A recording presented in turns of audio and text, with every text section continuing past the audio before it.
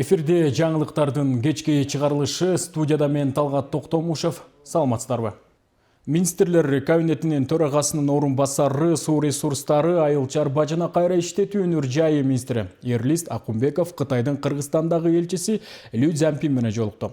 Жолугушууда Кыргыз-Кытай кызматташтыгынын учурдагы абалы талкууланып, өзгөчө Кыргызстандын президенти Садыр Жапаров менен Кытайдын төрагасы Си Цзиньпиндин жолугушууларынын жана жогорку деңгээлдеги эки тараптуу сапардын натыйжасында жетишилген макулдашуулардын терең маанилүүлүгү белгиленди. Анда Кыргызстан менен Кытайдын ортосундагы мамлекеттик чек араларда жайгашкан Торугарт жана Эркечтам көзөмөл өткөрүү бекеттери аркылуу соода сатык жогору деңгээлде болгону айтылды. Жолугушуунун жүрүшүндө айыл чарба тармагындагы Кыргызстандын министрлер кабинети менен Кытайдын өкмөтү ортосунда, ошондой эле эки тараптын компаниялары ортосунда буга чейин кол коюлуп жетишилген бир катар инвестициялык долбоорлорду ишке ашыруу маселелери сүйлөшүлдү. Министрлер кабинети айыл чарба жаныбарларын, ири-мүйүздүү малды, жылкыларды, койлорду жана эчкелерди Кыргызстандын аймагынан ташып чыгууга убактылуу тыюу салууну киргизүү жөнүндө токтом кабыл алды. Тиешелүү токтомго министрлер кабинетинин төрагасы Адылбек Касымалиев кол койду. Чечимдин негизги максаты өлкөнүн азык-түлүк коопсуздугун камсыз кылуу жана азык-түлүк товарларына базар бааларын турукташтыруу.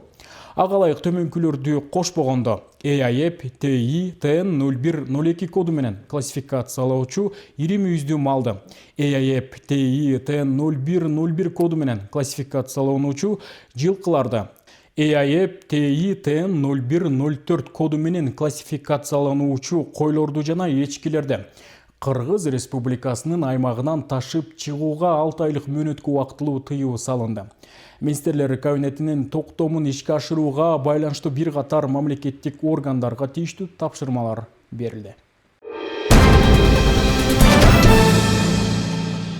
Ысык-көл дубанында саламаттыкты сактоо тармагын жакшыртуу максатында жаңы облустук оорукана курулуп жатат. Учурда курулуш иштери кызуу жүрүп, имараттын негизги бөлүктөрү тургузулууда. Жаңы медициналык мекеменин курулушу бүткөндөн кийин аймактагы тургундардын сапаттуу медициналык жардам алуусуна чоң мүмкүнчүлүк түзүлөт. Мына биз азыр Ысык-көл облустук бириккен ооруканасынын курулушу жүрүп жаткан жаңы имаратта турабыз. Дал ушул имараттын пайдалуу 2024-жылы түптөлгөн, бирок каражат маселесинен улам ортодо курулуш токтоп калган. 2025-жылы курулуш жанданып өңкөгүндө кызуу жүрүп жаткан маалы 350 орундуу 3 кабаттуу болуп заманбап шартта курулары мерчемделүүдө. Мунун негизги максаты жергиликтүүлөрдү заманбап шартта медициналык кызмат көрсөтүүгө багытталат. Ысык-көл облустук бириккен ооруканасынын эскилиги жетип, жаңы заманбап имарат куруу зарылдыгы пайда болгон. Оорукананын пайдалуу 2024-жылы республикалык бюджеттин эсебинен түптөлүп, 350 орунга ылайыкталууда. Долбоор боюнча оорукана заманбап медициналык жабдуулар менен камсыздалып, бир нече бөлүмдөр иштейт. Бул жерде бейтаптарды кабыл алуу бөлүмү, операциялык блок, лаборатория жана стационардык бөлүмдөр менен катар көз оорулар бөлүмү дагы бириктирилет. 24-жылы май айында капсула салынган. Ошондон бери 24 октябрда токтогон. Финансы жагынан өздөрү госстрой менен сүйлөшүп, анан 25 июль кайра жанданды. Ошондо Сокольный деле жасап атышты. Могу 26 акыркы, по-моему, февралдын аягында уже бул строительство управ делами өтүп, Каныбек Түмөнбаев 500 миллион бөлүп берип, ошондон бери жанданып, уже Сокольныйлар бүтүп, экинчисине кетип атат. Эми өзүңүздөр көрүп атасыздар. Курулуштун сапаты бардык талаптарга жооп берет. Ишке берилсе, жергиликтүүлөргө жүздөгөн жылдар бою кызмат кылат дешет куруучулар. Курулуштун сапаты абдан жакшы, армированный, абдан арматурасы абдан жакшы, насыщенный. Насыщенный абдан бекем. Фундамент андан да бекем, основаниясы андан бекем, жакшы. Грунт абдан жакшы. Основном азыр жер жумуштары болуп аткандан, жерден ылдый болгондон кийин көп анча билинбей атат жасалган жумуштар. Чындыгында азыр могу жасалган фундаменттин астында 1 метрден ашык жумуштар жасалган. Көп жумуш жасалган, бирок топурак басып, эметип калып, анча билинбей атат. Жаңы медициналык мекеменин ишке берилишин күткөндөр четтен чыгат. Ансыз дагы оорукананын тардыгы, эскилиги жеткен дарылоо бөлмөлөрү бейтаптардын көкөйүнө тийген. Биз ошо баягы күнү жатканбыз, ошо травматологиягачы. Чынында эле ичиндеги зданиялардын баарын, комнаталардын баары эскилик экен. Ошо жаңы курулганына деле жакшы да. Бияктан курулушту көрүп кубанып отурам. Жакшы нерсе бул жаңы ооруканама биякта эме салынып калса, мунун ичине жана аптекалар, анча анализ, панализ, керектүү нерселерди бир жерден алып, бир жерден кабарланып турсак жакшы болот, эң сонун эле болмок. Антесе бир ооруканага жат аралыгында келип башка жака бир мекемелерге барып анализ өткөзүп убакыт өтүп атат, аякта кымбатка да айланып калып атат. Ошол бир жерден болсо баарыбызга жакшы болгон турат. Ошо курулушка кубанып эле турам. Баарыбызга оорукана керек го деп ойлойм. Чынында бул больница тардык эле. Көп эле больницага аркы берки келип атабыз, полго чейин жаткан күндөр болгон чынында. Калган шаарларда аябай заманбап салынып атпайбы? Ысык-Көл облустук бириккен ооруканасында кадр жетишсиздиги курч бойдон. Облустук ооруканага учурда 52 дарыгер талап кылынат. Себеби баягы эле гендерди кескен каражатка барып такалат. Учурда бул боюнча дагы иш алып барылып, 18 медицина кызматкери акысыз жатакана менен камсыз болушту. Ал эми жаңы оорукананы быйылкы жылы ишке берүү мерчемделүүдө. Айзат Анарбекова, Нурдин Орманбетов, Мадина Абакирова, Ысык-Көл жаңылыктары. Ал эми түп жалпы дарыгердик практика борборунун көбүн эссе имараттары эскирип, авариялык абалда. 2024 жылы жаңы ишке берилген 2 кабаттуу ооруканага деле бөлүмдөр жайгашканы менен бейтаптардын көптүгүнөн орундуктар дагы деле жетпей жатат. Аймактык ооруканада азыр жалпы 125 койка бар, алардын 105 койкасы түп айылындагы имараттар. 70 жылга жакын өмүр сүргөн бул эскилиги жеткен оорукана авариялык абалда. Жепирейип, жерге кирип бара жаткан имаратта мурун жугуштуу оорулар бөлүмү жайгашкан. Бул имарат уже 2 жылдан бери иштебей эле, потому что авариялык абалда коопту жаратат. Ошондуктан азыр бияк жабылып турат. Бул мурун деген инфекциялык жугуштуу оорулар бөлүмү болчу.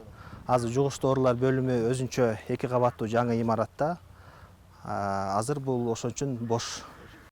Ал эми 2024 жылы жаңы ишке берилген 2 кабаттуу ооруканага деле бөлүмдөр жайгашканы менен бейтаптардын көптүгүнөн орундуктар дагы деле жетпейт. Экинчи кабатында хирургия жана балдар бөлүмү бар. Оору быйлаган балдардын ызы чуусунан жаңы эле наркоздон ойгонуп, операция болгон бейтаптарга тынчтык жок.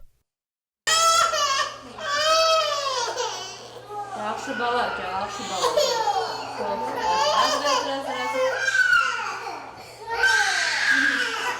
Шартты да жок болуп кетет экен да, эмне себептен месте аз экен биякта. Болгону 4 палат экен. Анан ошо бияка жалаң эле ДТП болгондор, тяжелый больнойлор, мына операция болчулар, анан ушундай кыйындар келет, анан жатайын десе, бияктын баары толтура, анан айлалары кетип, тиги сестра хозяйкасы матраста берет, аны монтип жерге салып коюшу, ошол жака да жатышат. Анан капельницанын медсестралары аттап, монтип коюп, аларга деле удобство керек да. Мен ушулардын баарын көрүп таң калдым. Анан могу жакта детский отделениялар бар, алар 5тен баштайт. Ызылдап эле жанагы сакманда койдун козуларында эле маарап ыйлап башташат. 2де бизде 2ден 4кө чейин тихий час. Анда деле ыйлай беришет, күндүз деле ыйлай беришет, кечинде да ыйлай беришет. Анан мына могу жерде тяжелый больной жатчы. Операция болгондон кийин 4 күн чыдадыбы? Не могу деп суранып кетти. Ана моякта экөө да суранып кетти, чыдабай. Тижерди тяжелый дагы кетти. Бияктан нервтери чыдабай эле кетип калышты. Хирургия бөлмө 20 орундук экен. Ал эми балдар бөлмө 15 койкага ылайыкташылган. Ортосунан айнек бөлүп турганы менен бардык кыймыл 2 бөлүмгө тең даана угулат. Негизинен медицинада вирус жүрүп жаткан бөлүм союлуп алсыз жаткан бейтаптардан обочолонуп туруш керек. Бирок башка имараттардын жоктугу болсо дагы авариялык абалда болгондуктан аргасыздан 2 бөлүм 1 кабатта иш алып барышууда. Именно көйгөйдү жараткан балдар бөлүмү болуп атат. Анткени экинчи кабатта бул балдар бөлүмү менен хирургия бөлүмү чогуу болгондуктан, хирургия бөлүмүнө да бейтаптар, операциялар көп болгондуктан, хирургия бөлүмү батпай калып атат. Ошон үчүн акимчиликке биз кайрылдык. Буюрса ошо долбоорду иштеп чыгып атабыз. Анан ошо долбоор менен 3 кабаттуу жаңы заманбап имаратыбыз салынып калса, экинчи кабаты ошо балдар бөлүмү болмокчу. Жаңы ачылган 60 койкалык бейтапканада эми шарттар заманбап, медициналык жабдыктар менен камсыздалган. Хирургия бөлүмүндө тынбай операциялар болуп турат, бирок орундуктар жетишсиз. Негизинчи ошол 20 койкада жетишсиз да. Кээде аргасыздан уже баягы койка киргизгенге туура келет да. Койка киргизгенге туура келет. Анткени бизди мындай дагы көбүрөөк койка берсе жакшыраак болмок да. Анткени биякта обращаемость көп болуп атпайбы? Төп аймактык ооруканасынын директорунун айтымында, жаңы имараттын курулушуна долбоор даярдалууда. Ага биринчиден гемодиализ бөлүмү жайгашмакчы. Анткени райондо 38 жаран Каракол шаарына жумасына 3 жолу барып убара тартышат. Ошол эки бейтаптар бизге көп жолу кайрылышты. Ушундай бизге жаңы отделение ачып бергиле деп. Анан отделение ачалы десек, отделениябыздын баары биздики аварийный абалда болгондуктан биз азыр ачканга уруксатыбыз жок. Катаал шартта жашайбыз. Анан кийин түп аймактык ооруканасын айта кетсек, оорукана мындай бир укомплектованный болбой, көрүнгөн жакта биздин отделенияларыбыз 67-58 жылдары салынып калган. Ошолордун баары авариялык абалда. Кара кетсеңиз мына анын бирөөсү бул эки имаратыбыз болуп атат.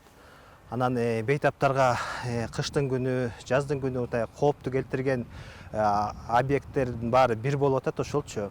Потому что бүт жерлерибиз авариялык абалда болгондуктан бейтаптарга көп коопчулук болуп атат. 1958 жылдары салынган катар имараттардын чындыгында эскилиги жеткен. Терапия бөлүмү деле авариялык абалда экени көрүнүп турат. Аймактык ооруканада азыр жалпы 125 койка бар. Алардын 105-и Төп айылындагылар, 20 койка Байзак айылында, ал эми калган 20-сы Талды сууда жайгашкан. Жазгүл Сатаева, Батыр Абиев, Жолдошбек Тынчтык уулу, Ысыкөл жаңылыктары Төп районунан. Кыргызстандын Тоо Кең тармагынан 2021-2025 жылдар аралыгында мамлекеттик бюджетке 217,9 миллиард сомдон ашык салыктык жана салыктык эмес төлөмдөр түштү. Бул тууралуу жаратылыш ресурстары, экология жана техникалык көзөмөл министрлигинен билдиришти. Маалыматка ылайык, анын ичинен 2025 жылдын ичинде эле бюджетке түшкөн каражат 65 миллиард сомго жетип, туруктуу өсүштү көрсөттү.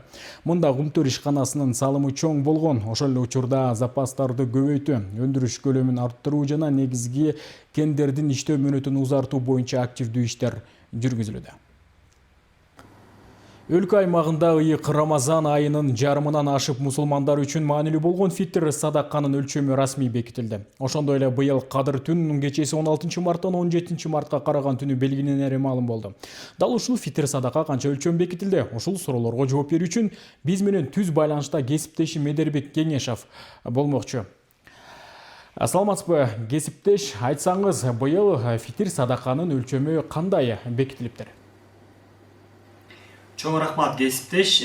Касиеттүү Рамазан айынын 20 күнү бүтүп, 3-төн 1 бөлүгү калган маалда Кыргызстан мусулмандар дин башкармалыгы тарабынан атайын фитир садаканын өлчөмү дагы бекитилип берилди. Ал бекитилген суммага жараша эң минималдуу өлчөмү 60 сом болуп бекитилсе, ал эми эң жогорку суммасы 1200 сом болуп бекитилди. Ушуларга дагы кыскача толук токтоло кетсем, буудай наркы менен төлөйм дегендерге 60 сом, ундун наркы менен төлөйм дегендерге 90 сом, ал эми арпанын наркы менен төлөйм дегендерге 100 сом болсо, мейиздин наркы менен фитир садаканын акчасын берем дегендерге 880 сом. Ал эми эң жогорку көрсөткүч деп айтып өткөндөй эле курма же болбосо финикинин баасы менен төлөйм дегендерге 1200 сом деп өлчөнүп бекитилди. Бул сумманы ар бир жаран өзүнүн үй бүлөлүк кирешесине жараша өзү бир кайсыл сумманы тандап алып, ошол боюнча муфтиятка барып төлөп бекитилет. Эскерте кетсек, бул фитир садака бир гана ороз айында бериле турган өзгөчө садака болуп эсептелинет жана башка күндөрү, башка айларда берилсе,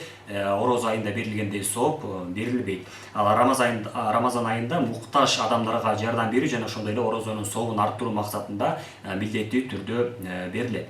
Ал эми ошол кимдер тарабынан берилет жана ошондой эле чогулган акча чогулгандан кийин муфтият тарабынан кандай болуп кедей кембагалдарга бөлүштүрүлүп берилет? Дал ошол суроолорго жооп алыш үчүн биз Ысыкөл областык казыятына да барып суроо салдык элек. Анда ошолордун жообун бирге угуп көрсөк. Орозо фитирди кимге беребиз деген болсо, ошо кембагал үй бүлөлөргө беребиз. Ошо орозо фитирге мисалы үчүн ошо мечит курганга, медресеге балдарды окутканга, бир жол салганга тияк бияққанга болбойт. Бул төлкө ошол кембагалдардын акысы. Ошон үчүн бүгүнкү күндө бизге түшкөн орза питерди биз сөзсүз түрдө ошо кембагалдардын адресин алып туруп ошол жерге алып беребиз. Ошо кембагалдардын акысы болот. Ошон үчүн бүгүнкү күндө бизде казыятка скол казыятына жазылгандар бар. Биз ошолорго тизмелеп беребиз. Күнүмдүк оокатка муктаж болгон адамдар бербейт алар.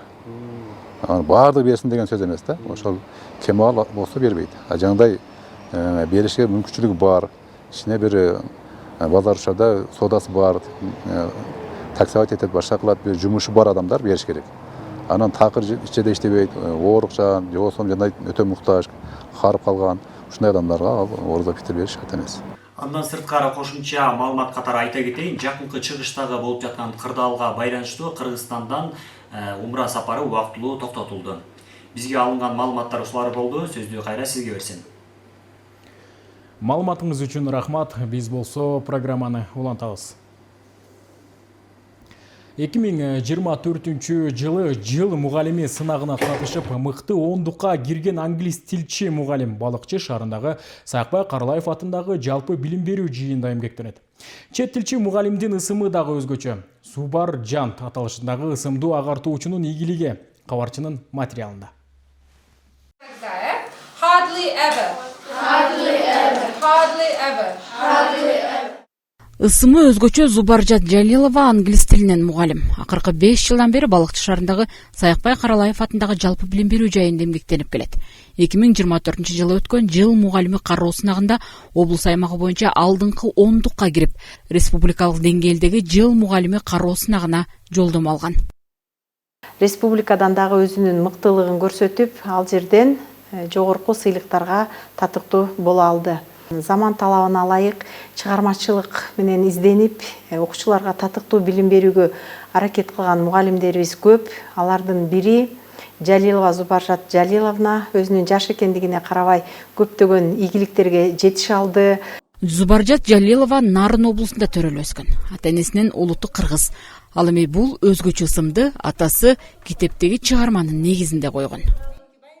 Бир чыгармада ошол Зубаржат деген акылдуу кыз бар болчу экен. Ошол кыздын атынан койгом. Анан эжемдин атын Зүлфия деп, необычный өзгөчө аттарды коем деп кыялданчу экен да кыздардын атынчы. Анан ошентип менин атымды Зубаржат коюп калыптыр. А бул интернеттен карап көрсөк, изумруд дегенди түшүндүрөт экен. Татар аты арабча сөз, бирок ошо изумруд дегенди түшүндүрөт экен. Чындыгында өзүмдүн атым өзүмө абдан жагат. Себеп дегенде биринчиден ошол адамдардын эсинде калып калуу мындай жакшы да. Себеби мен өзгөчө атыман, анан биринчиден улутуң ким деп сурашчу. Мурда мен университетте окуп жүргөндө деле кыргызсыңбы деп биринчи сурашчу. Анан кыргыз экенимди билгенде каяктыксың деп, анан мындай экинчи киргенде мени уже жаңылбай айтышчу да. Жана башкача атчаңыз депчи. Окуучуларга англис тилин үйрөтүүдө заманбап ыкмаларды колдонууга белсенген агартуучунун максаты келечек муунга жол ачуу. Балдарды кызыктырыш үчүн ар кандай тренинг, семинарларга байма-бай катышып турам. Анан ошонун негизинде үйрөнгөн, алган тажрыйбамды келип балдарга колдонгонго аракет кылам. Ошол эле Сингапурдук билим берүү методикаларын колдоном. Андан сырткары интерактивдүү ыкмаларды колдонуп, балдарды бири-бири менен англис тилинде жөн гана үйрөнбөстөн ошону күнүмдүк жашоодо колдоно билүүгө, бири-бири менен ролдук оюндарды ойнотуп, карточкалар менен кызыктуу кылып, инновациялык анан өзүңүздөр билгендей заманбап технологияларды да колдонуп, ошол жактагы балдарга абдан кызыктуу болот. Бул интерактивдүү оюндарды ойнотом. Ошол андан сырткары жогоруда айткандай семинарларга катышып, ошол балдардын жөн гана англис тилин билүүсүн гана үйрөтүү, англис тилин гана үйрөтүүдө эмес, ошол балдардын эмоционалдык абалын эске алуу менен балдардын жан дүйнөсүн ачканга аракет кылам да. Ал эми жыл мугалими сынагындагы ийгиликтери анын эмгегинин бааланганын көрсөтүп, үлгү болуп келет. Салтанат Керимкул кызы, Сталбек Саманчиев, Майдина Бакирова, Ысык көл жаңылыктары, Балыкчы шаарынан. Облуста социалдык курулуштардын иши уланууда. Аймактар билим берүү уялары менен дагы толукталып жатат. Ушул тапта Чырак айылында 100 орундуу бала бакчанын курулушу жүрүүдө. 2 кабаттан турган бул балабакчанын курулушу учурда 45% аяктап калды. 100 орундуу бакча бардык заманбап шарттар менен болот. Мамлекеттин колдоосу менен салынып жаткан билим жайынын жалпы сметалык баасы 79 миллион 181 миң сомго эсептелген. Буюрса мына экинчи этажын бүтөйүн деп калдык. Чатыр башталат. Бир жумалардын ичиндеринде. Заманбап талапка жооп берет. Балабакча бүтсө, санузел, столовый, жуунуучу жайлар бардыгы бар. Эс алуучу жайлар, ойноочу жайлар бардыгы бар. Буюрса сентябрга өткөрүп беребиз. Чырак айылында буга чейин балабакча жок болгондуктан элеттиктер бүгүнкү күнгө чейин балдарын коңшу айылдарга же Каракол шаарындагы бакчага ташып келет. 600дөн ашык кожолук жашаган айылда бакчага бара турчу балдардын саны 100дөн ашат. Балабакчага муктаж балдарыбыз өтө көп. Себеп дегенде айылыбыз чоң, элибиз көп. Анан буга чейин балдарды Караколго иштегендер Караколго алып барып кечкисин кайрап келип турмуш кылып атышат. Жакынкы айылдарыбызга Аң Өстөнгө, Житөбүзгө, Багатырга чейин ташыган убактыбыз бар. Азыр энелер жумушсуздукту жоюу боюнча да ушу балабакчабыз ачылса, өзүлөрү жумуш менен камсыз болуп, балдары ушу илим билимге тарбия алып, мекендерине кызмат кылган ул балдардан чоңоет эле деп эсептейбиз. Мына салынып аткан бакчабыз бүтсө, аябай жакшы болот деп биз толкунданып аткан учурубуз. Мына ушул айылдагы жаш балдардын өсүп өнүгүүсүнө жакшы көңүлүн буруп, биздин айылыбыздан башка эле бардык айылдарга камкордуктар көрүлүп атканына аябай сыймыктанабыз. Учурда Дуан аймагында 74 объектте курулуш жумуштары аткарылып жатат. Облуста бардыгы болуп 20 мектеп, 9 балабакча салынууда. Айнура Достукбекова, Айбек Турдаконов, Ысык Көл жаңылыктары. Ысык Көл облусунда жол коопсуздугу маселеси дагы бир жолу кеңири талкууланды. Жол кырсыктарынын алдын алуу, айдоочулар менен жөө жүргүнчүлөрдүн коопсуздугун камсыз кылуу максатында облустук жол кыймылынын коопсуздугун камсыздоо башкармалыгынын жетекчилиги, жергиликтүү бийлик өкүлдөрү жана тургундар менен жолугушуу өткөрдү. Жыйында жолдордун абалы, жөө өткөлдөрдүн белгилери, такси кызматындагы айдоочулардын көйгөйлөрү сыяктуу бир катар маселелер көтөрүлдү. Теманы кабарчыбыз Нуржан Дөөткулова улантат. Ысык Көл облусунун ички иштер башкармалыгынын жол кыймылынын коопсуздугун камсыздоо бөлүмүнүн башчысы Тоң районунда атайын жыйын өткөрдү. Жыйынга райондук мамлекеттик администрациясынын жетекчилиги, жергиликтүү бийлик өкүлдөрү жана тургундар катышты. Жолугушуунун негизги максаты жол кырсыктарынын алдын алуу, коопсуздук маданиятын жогорулатуу жана калк менен түз байланыш түзүү болду. Бул оор кесепеттер менен жана өтө оор кесепеттер менен кошулган жол унагычтардын алдын алуу максатында профилактикалык түшүндүрүү иш-чараларын жүргүзүү менен бирге ушул жеринде Тоң район тургундарынын атайын көйгөйлөрү барбы, маселелери барбы, ошону угуп жеринде чечүү болуп саналат. Бүгүнкү иш-чарабыздын максаты ушундай. Жыйындын жүрүшүндө катышуучулар өздөрүн тынчсыздандырган бир катар көйгөйлөрдү көтөрүштү. Айрым айдоочулар жолдордогу аң чөнөктөр автоунаалардын техникалык абалын начарлатып, тетиктерди бат-бат алмаштырууга туура келип жатканын айтып, нааразычылыктарын билдиришти. Анан казып туруп, анан көң коесуңар, өзүңөргө суу кирген жердин артын кайра бир күн жүрүп көрсөңөр, бүттөр көсөм бар, ит болуп калды мында. Кирейдер бар да, өкмөттө сүрүп койсо болбойбу. Оңго! Солго! Артка кайрыл! Ошондой эле жөө жүргүнчүлөр өтүүчү өтмөктөрдүн боектору өчүп, айдоочуларга да, жөө жүргүнчүлөргө да кыйынчылык жаратып жаткандыгы белгиленди. Айрыкча мектеп окуучуларынын жол эрежелери боюнча түшүнүгүн жогорулатуу максатында мектептерде атайын сабактарды киргизүү сунушу да айтылды. Анан бул светофорго пешеходный переход линия жок. Элдер качып өтөт, сүзгөндөн кийин чебейт. Пешеходный переход. Мектеп окуучуларына ушундай бир хотя бы бир жумада 1 сааттык бир окуу киргизип койсо болобу деген сунушта. Окуучуларды үйрөтүп кичине баягы жаш үйгөндө өтөсүң, кыз үйгөндө өтпөйсүң деп мындай элементарный нерсе. Анан ата-энелери чогулушуда болот да бул кишилер. Анан ата-энелерге да айтыпчы мына балдарыңарды жолдон чуркабагыла. Элементарный эле бул бизнес центрде мисалы үчүн каалаган жеринен өтө беришет. Ана мисалы үчүн бир машина токтоп турган болот, бир кичинекей алдынан жүгүрүп чыкса жетишпей каласың да 20-30 мен баратсаң делечи. Туура айтасыз. Баягы көрүнгөн жерден жүгүрбөсүн, баягы пешеходный переходдон өтүшсүн.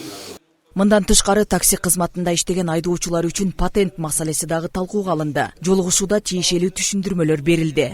Айдоочулар болсо социалдык фондко ай сайын төлөнүүчү 1800 сомдук төлөмдү азайтуу боюнча сунуштарын билдиришти. 1800 сомдук ичине азайтып берсеңер, бизге деле болду, таксистерге деген төлөп турган оңойлоп, мисалы патент 300 сом, 270 сом, услугасына 300 сом болот да. Анан бир айга. Соцфонд болсо 1800 сом, плюс 30 сом услугасы менен. Ошондо. Ошон жарымын төлөтсөк, мында ошо 1800. Айына 1800 болот а? Айына 1800 болот койгон. Ай сайын деген патент алып атасыңар, ошо патенттин негизинде эле соцфондко полис төлөсөңөр. Ошол эле силердин пенсияңарга кетет да. Жыйындын соңунда жол коопсуздугун камсыз кылуу боюнча биргелешкен аракеттерди күчөтүү зарылдыгы айтылып, тургундардын сунуш пикирлери эске алынары белгиленди. Жол коопсуздугу бул бир гана тиешелүү кызматтардын эмес, коомчулуктун ар бир мүчөсүнүн жоопкерчилиги экени дагы бир жолу баса белгиленди. Нуржан Дөөткулова, Данияр Акунов, Мадина Бакирова, Ысык көл жаңылыктар үчүн Тоң районунан.